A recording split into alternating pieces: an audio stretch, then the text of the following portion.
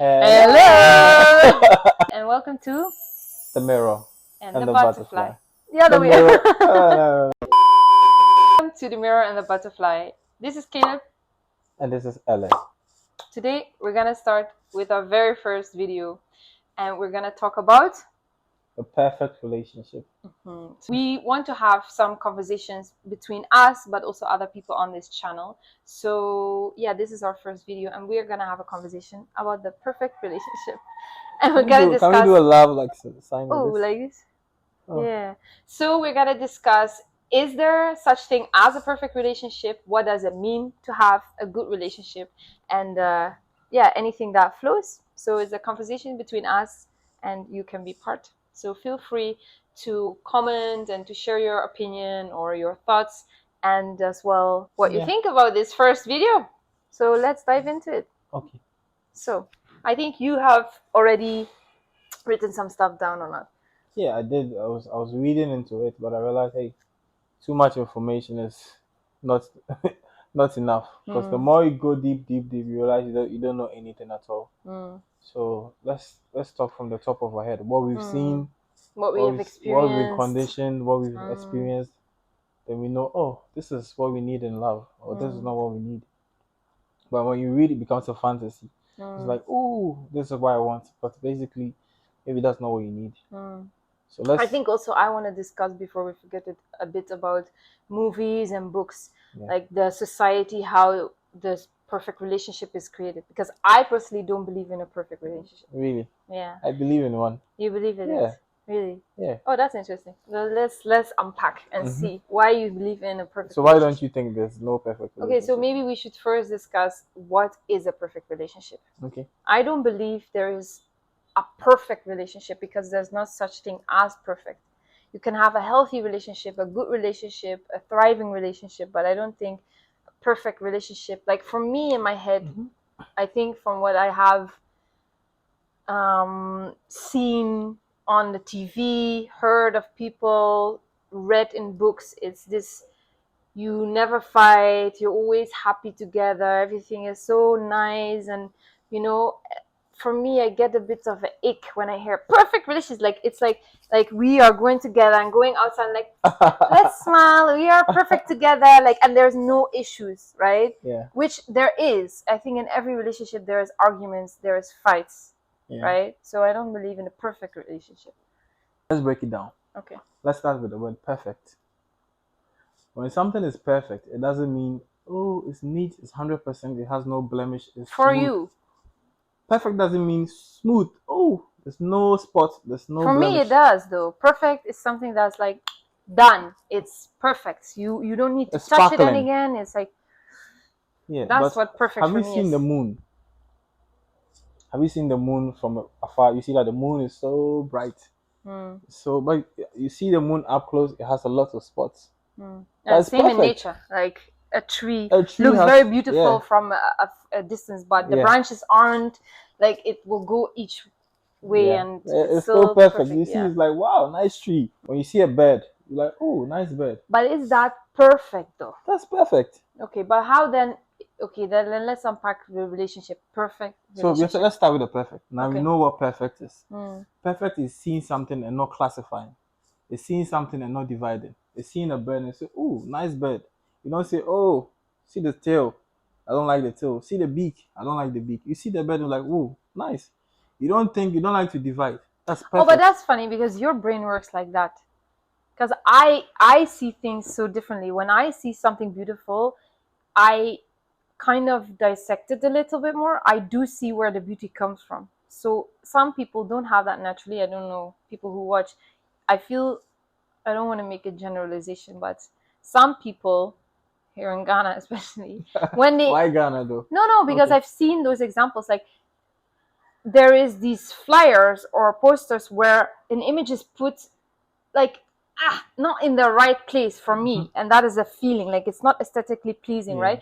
So for me, I do see when there is something that's designed, or some, like an object or a person or something, like I think that person is beautiful, I can see the parts of it. Does it make sense, or am I not following? Sense, but Because you said you just look at the bird, say a nice bird, you don't see the wing. I do see that.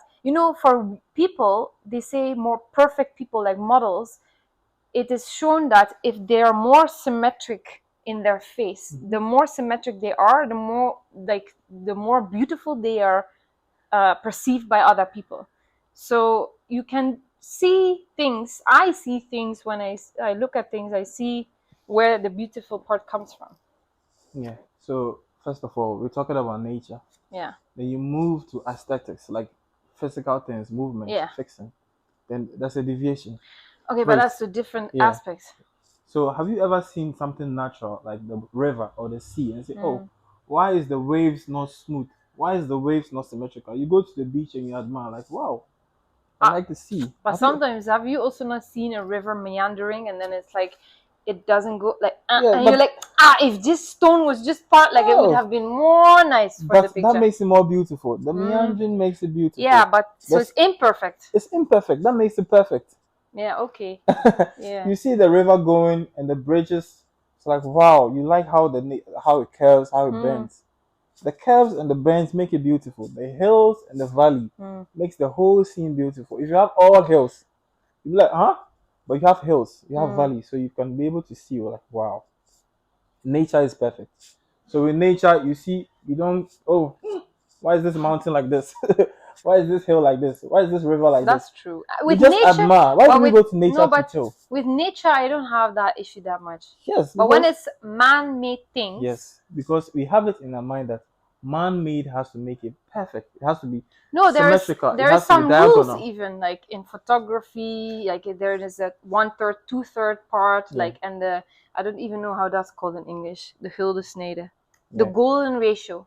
You know the golden ratio? Yeah, I know. Like, so they have observed even in nature, the golden ratio is already there. In shells, for example, they have dissected and seen that nature already follows those rules. So when you design something and you follow the golden ratio, it's more pleasing for you to look at. Are we agreeing on the same thing? Or so we are talking about the word perfect. Because I'm not following where we are. We're talking about the word perfect. Yeah. Perfect is not saying it has to be smooth, it has to be straight, it has to be rectangular. Perfect means, you appreciate the bend, you appreciate the curves. That means it's perfect. Naturally, it's perfect. That's perfect. Okay. Now let's go to relationship. Relationship is something that we both benefit. That's why we have the sun. Oh no, I don't agree. No, it's a relationship. Okay. A relationship can be symbiotic. You can also have a relationship without benefiting from something. There's different kinds of relationships. Friends, you can be neighbors, you can be acquaintances, you can be partners. It's something between two people. Yeah. Or two objects. It's something. Okay, but I like that description. It is something between two people. Or it could be an agreement, it could be a transaction. Also? Yeah, it could be a transaction. Relationship between objects. Yeah, two objects. Two objects can have a relation. Yeah, relationship. Wait, we were talking about relationship. Yeah. Relationship is not only dating. We're on the ship together. But we are discussing now. So let's not, because we are going. I feel like in our conversation we are going so broad. No, we have to go broad to come to the human relationship. Yeah, you have to go big to diverge. Yeah. So now we know what relationship is. It's two, and you have perfect. So now a perfect relationship is appreciating the bends and the curves of two partners. Yes. And having it benefits. If we are talking about monogamous relationships, right? You said two partners, but some people they are with 3 or 4. It doesn't matter if it's 4 or 5. Yeah. All you have to know is appreciating the curves and the bends. So the curve could be the good side, and the bends could be the bad side. So you appreciate the two in the relationship. That makes it perfect. It doesn't mean a relationship should have perfect. Oh, we are both kissing. Oh, baby, you're the best. No, I am. No fights, just calm walls, kissing, good sex. No, it's appreciating the curves and bends and having a good agreement or good transaction between each other. I think it's like seeing the other person for who he or she is. Yeah. I think we were discussing this before, that me being with you, I feel so much myself. And you also say this sometimes, right? Which is, that shows that, you don't have to portray yourself differently. And I feel sometimes when people start to date, they portray themselves in a different way. So in the beginning, it's more of like, I'm showing you the best side of me. Everybody does Yeah. it. You do it unconsciously even. Some do it and are aware of they doing it, but I feel a lot of people they are not aware of that. They're putting the best side first, and Yeah. it's a natural thing that happens. But then I think what happens over time when you get to know somebody is then the time when you can see, do I really love this person for who this person is? Can I see the person with all the bends and curves? Like accept the person for who the person is and not the person who you want it to be. The word relationship is transactional, as we both get. So when there's pressure, people get married because of something. Everybody wants something. Everyone is selfish. Everyone wants to get married because of something. So ask yourself, why are you getting married? Maybe you have money, you have your social needs, so you want to get married for companionship. You want to get married for companionship. That's for love. You need someone to be with you. But someone who doesn't have good social status, he goes into a relationship. He's not looking for love. He's looking for something to feed on, something to get him going or get her going. So when they go into a relationship, you came for love and I came for money. It's still transactional. That's true. But for you, does it need to be on the same, like the transaction needs to be the same? So No. you marry for money and I marry for love, Yeah. or the other way around? Yeah. Let's start this conception that Ghanaians marry white people for their But money. I'm richer than her, though. So let's do the other way around as example. You marry for love and I marry you for money. Yeah. They will all call me a gold digger then, but I don't care. So let's say it's hypothetical, guys. Yeah. So let's say then that's the case. Is that okay? Or you say people when they marry they have to have the same? No, we can't have the same. Everybody goes into a relationship because of something. So you are coming for something. I'm also coming for something. What are you coming for? I'm coming for love. Once you understand each other, that this is why we are coming. The marriage or relationship becomes simple. But most of the time, we are so selfish that we hide our intentions and pretend like, I love her. Oh, I love you. But deep down, you came because you can't be on your own. You can't satisfy yourself alone. So you come for money. And some come for love. Let's say about love, I think. Because with money, I think everybody understands. But even with love, isn't it by nature that we want to be loved? We want to be held. We want to be cherished. Like it's a natural thing to go to somebody and to do that. But I think, what you say about you have to learn how to be by yourself also. But we by nature, I think we are social people. Like we want to be around people. We are not meant to be alone and forever alone, I think. We are not meant to be alone. We are supposed to be with people. But before you go to someone for love, ask yourself, do you love yourself? And what if you don't? If you don't love yourself, then how can you love someone? It's not possible. You end up hating yourself. Yeah, because to love yourself means to see your bad side and then say, this is who I am. I'll procrastinate a lot. I love that.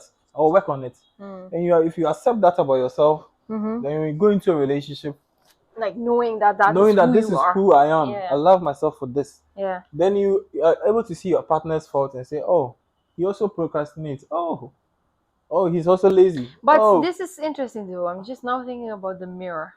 Like we mirror each other, right? So sometimes when you do things, you get triggered because of something that I see in you that is in me also, right? Yeah. Let's say about procrastination. If I see you procrastinating and it pisses me off, it also says something about me that I am doing that as well, and I know how annoying it can be, right? Yeah. So there's a saying that says, "Know yourself," and before you know yourself, knowing yourself is like biting your own teeth. It's like or fire burning itself or air breathing itself. But wait, let me finish.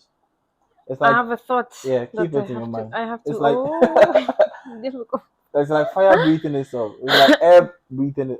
Fire burning itself, air breathing itself, or rock rocking itself, or tree wooding itself. No, you can't know yourself. But to know yourself, you have to know the other person.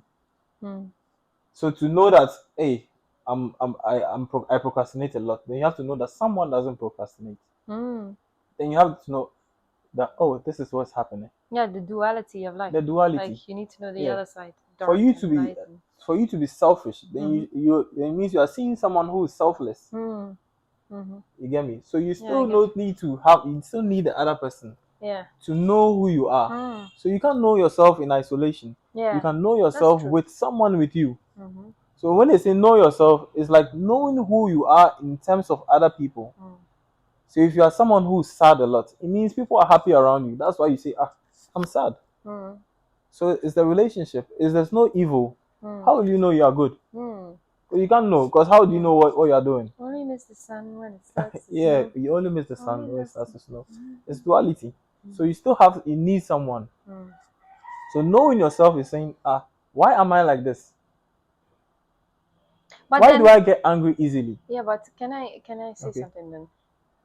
I feel that there is this in the self-help books and the podcasts and stuff. People say this a lot. Like people say you have to know yourself before you can be with somebody else. But then it also is a bit too far stretched. Like I have to be alone. I have to know how to be single before you can be with somebody. Sometimes you love yourself to a certain level, but then being with somebody can make you feel like you love yourself even more. Yeah. Like it's not that you have to fully be done, because you can never be really done with loving yourself, or like I don't know. It's like for me, I don't see it as an end point to it. Because maybe I will become a mother and I will be like, whoa, I'm discovering a new side of myself. I love myself so much. See how I'm taking care of children, right? And things happen in your life. Let's say you get into a car crash and you help people, and like, whoa, I didn't know I had that fire in me that I could like help people like that. So you discover yourself more and more over time. So it's a continuous process. But I feel like when people say it, it's like as if I can assess myself and say, now I am good enough, and I love myself enough, and now I can have a relationship. Whereas sometimes you're developing yourself and you love yourself, and then you meet somebody else, you're like, oh shit, I need to, oh wait, I can't swear, oh beep beep, I need to work on this, right? Because I feel like, if we are being personal, because this is like theory and stuff, that's how I feel now. Like you are showing parts of me, because that's why we call you the mirror. Like you are showing parts of me that I feel I have to put more light on. That I think if I wasn't in a relationship with you, this might have come in another way to my life, or it would not have come. But I feel it's a blessing, because it's painful sometimes, but it's good that you reflect those things back to me, so that I also see, oh, okay, I have to do more inner work because this and this is happening. Knowing yourself is a very complicated thing. Like I said, you can't bite your own teeth. So you can be in a relationship and know yourself, and know, why don't I like this? Why are you so agitated, or why are you triggered by someone who procrastinates? It's because of your system that you've been through. Like that system is strict on time, so you are triggered by that because you are not used to that when system. you are late, I'm like, so you get triggered by it. So you should know, why are you triggered by it? I mean, you've been programmed to be on time. So then you have to know yourself, why am I programmed to be on time? Then you begin to, once you put light on the unconscious, it opens. For us, it's even the gap is bigger, right? Because of different country, different culture, education, religion, everything. So but for us, I feel that's what we are doing a lot, is communicating and closing that gap of understanding, where you come from, where I come from. When you describe to somebody else, oh, I'm in a perfect relationship, then the other person would ask you, oh, how does that look like for you? What would you say?